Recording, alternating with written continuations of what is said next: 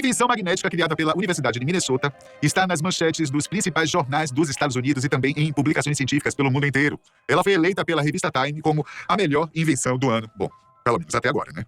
Segundo os cientistas, é isso que realmente alimenta o mundo. Não é o petróleo, não é a luz solar, muito menos a eletricidade. São os ímãs. Esse material tem resistência elétrica igual a zero, ou seja, ele pode transportar correntes sem gerar calor. Eles já estão presentes nos fones de ouvido, nos telefones celulares, na geladeira e até nos motores dos carros. Atualmente, sem os ímãs, nada mais funciona. Agora imagine ímãs 10 vezes mais fortes do que qualquer outro que já tenha sido criado. Bom, é isso que a Niron Magnetics afirma ter construído. Com esses ímãs, uma nova geração de máquinas, que antes eram consideradas impossíveis, poderá finalmente ganhar vida. O plano da empresa é conseguir produzir ímãs com nitreto de ferro, uma alternativa aos neomagnetos que dominam o mercado. A Niron Magnetics, fundada em 2014, é uma empresa com a visão de revolucionar a produção de ímãs permanentes. Ela foi criada por uma equipe de cientistas e engenheiros que enxergaram um potencial de inovação no campo de materiais magnéticos. A empresa ganhou notoriedade justamente por esse aspecto revolucionário. Desde os primeiros sucessos, aprimorando materiais tradicionais, até os avanços mais recentes no desenvolvimento de soluções sustentáveis e ambientalmente amigáveis. Os principais concorrentes da Niron Magnetics no mercado ainda utilizam, como já foi dito, os neomagnetos em seus produtos. Esses materiais, que receberam esse nome por causa do seu principal componente, o neodímio, já são vistos por muitos como uma tecnologia ultrapassada. Enquanto o neodímio oferece alta densidade de energia magnética, o nitreto de ferro se destaca por sua estabilidade térmica e resistência à corrosão, tornando-o ideal para aplicações específicas em que essas características são fundamentais. Dispositivos que antes desafiavam a lógica tiveram seu financiamento negado e foram descartados pela ciência. Depois que a Universidade de Minnesota resolveu abraçar os superímãs, eles começaram a reescrever a história da energia. Quase sempre invisíveis e silenciosos, os ímãs sempre estiveram presentes na maioria dos aparelhos eletrônicos e digitais ao redor do mundo. Eles são a força que torna a vida moderna possível. Estão nos discos rígidos, nas máquinas hospitalares, nos alto-falantes e até nos satélites. Eles ajudam a gerar eletricidade em turbinas eólicas e alimentam os motores dos carros elétricos. Mas mesmo as versões mais fortes e modernas, feitas principalmente com neodímio, um elemento raro, acabam perdendo força, calor, tempo e fadiga estrutural, também desgastam os ímãs. Seus campos magnéticos, embora poderosos, ainda são finitos. E é justamente aí que surge um dos principais desafios da atualidade, um problema na fronteira da tecnologia: a geração e transmissão elétrica. Esse setor já está esperando por ímãs melhores.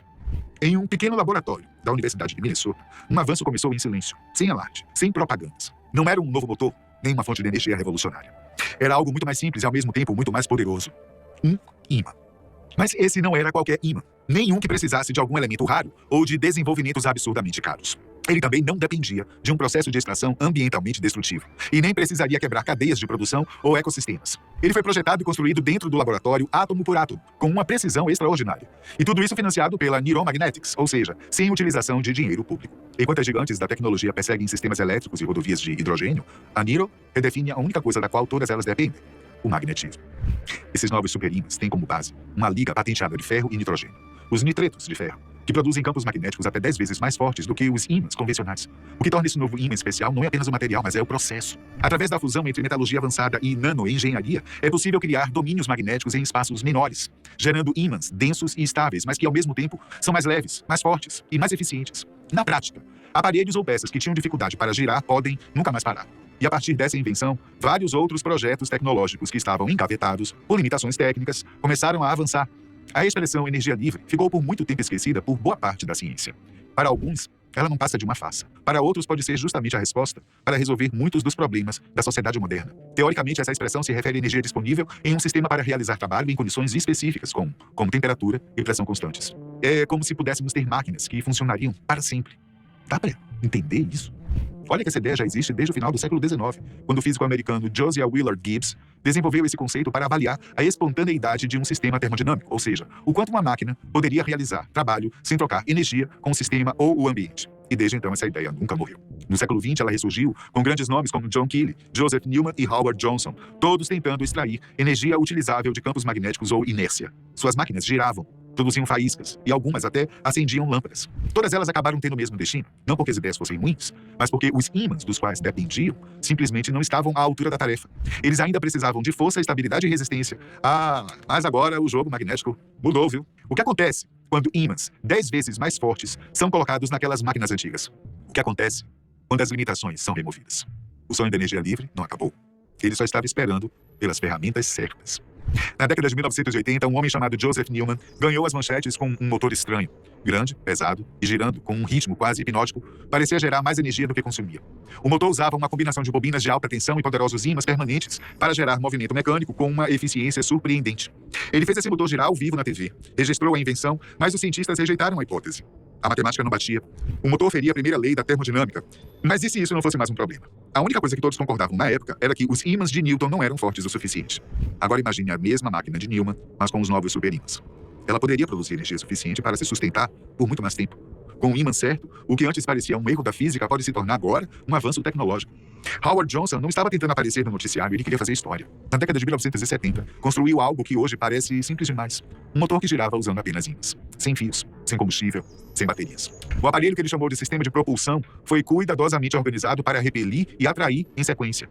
A ideia era posicionar os ímãs de tal forma que o rotor sempre encontrasse um novo empurrão, um caminho infinito de movimento. Os protótipos de Johnson conseguiam girar, mas a força era fraca. Atritos, desalinhamentos e degradação dos ímãs impediram que os projetos avançassem. A teoria era elegante, mas a realização ficou aquém do esperado. No app da ClickBus, você encontra passagens para viajar de ônibus na sua empresa preferida. Agora, se esses protótipos forem utilizados com os superímãs modernos, o torque aumenta drasticamente. Cada força de repulsão pode ser ampliada, a velocidade de rotação pode aumentar e a máquina pode superar a resistência interna. As teorias de Johnson não foram refutadas. Elas apenas estavam fora de alcance. John Bedini não queria quebrar as leis da física. Ele só queria carregar uma bateria com outra bateria sem perder energia no processo. O que ele criou se tornou um dos dispositivos de energia livre mais promissores da década de 1980. O motor Bedini funcionava com pulsos, rajadas elétricas enviadas para uma roda giratória de ímãs. A ideia era criar um efeito em que cada pulso adicionasse mais energia sem perda significativa. Seu circuito era simples. Os resultados foram interessantes. As baterias duravam mais do que o esperado. O sistema parecia gerar um loop de energia. Não era um movimento infinito, mas era estranhamente eficiente. Mesmo assim, ele tinha limites. Os ímãs não eram fortes o suficiente. E a roda não conseguia sustentar velocidades mais altas. Com os superímãs, tudo muda. Um campo magnético mais forte significa uma reação maior a cada pulso, rotação mais rápida, mais energia cinética e poucas perdas por atrito. A mesma voltagem agora poderia gerar um movimento exponencial. O circuito Bedini, já eficiente, agora pode evoluir para algo muito mais poderoso. Durante anos, esse circuito foi estudado, modificado, replicado, mas muitas vezes descartado. A física não falhou. Faltaram os componentes corretos para que ele funcionasse efetivamente. No entanto, agora a ciência tem novos componentes. E o motor de pulso de Bedini pode se tornar o avanço na economia de bateria e na geração de energia. Entre as invenções mais estranhas na área de geração de energia está o gerador de efeito Searle, ou SEG, um conceito de gerador de energia elétrica autossuficiente proposto por John Searle na década de 1950, que supostamente utilizaria princípios magnéticos para gerar energia contínua e limpa. O sistema usava uma série de rolos magnetizados giratórios dispostos em torno de um anel central. Conforme os rolos giravam, uma corrente elétrica era gerada, juntamente a anomalias gravitacionais. Testemunhas afirmaram que a máquina não zumbia, ela levantava do chão sozinha. E o problema não era o conceito, eram os materiais utilizados.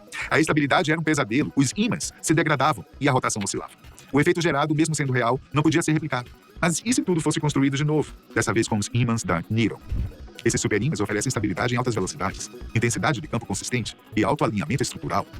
Essa era a peça que faltava no sistema de Searle. Com componentes mais fortes e duráveis, o gerador pode finalmente ser testado em condições reais. E isso pode ser o fim da fronteira entre ciência e ficção científica. Uma máquina que flutua, que se autoalimenta, que desafia a gravidade. Alguns duvidam, outros acreditam que possa funcionar, mas uma coisa é certa. Hoje, nós temos os ímãs necessários para tentar fazer isso.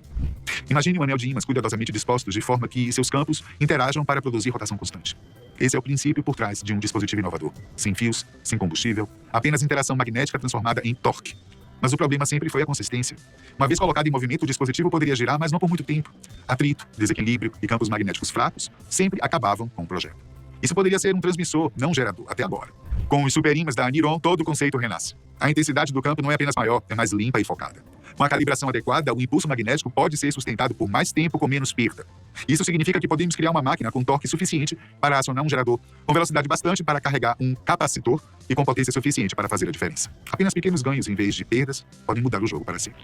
Imagine uma roda movida a ímã que nunca para. Isso aciona uma engrenagem que alimenta a luz que ilumina uma casa. Movimento perpétuo? Talvez não. Mas uma produção de energia persistente e quase sem atrito já não é mais uma fantasia.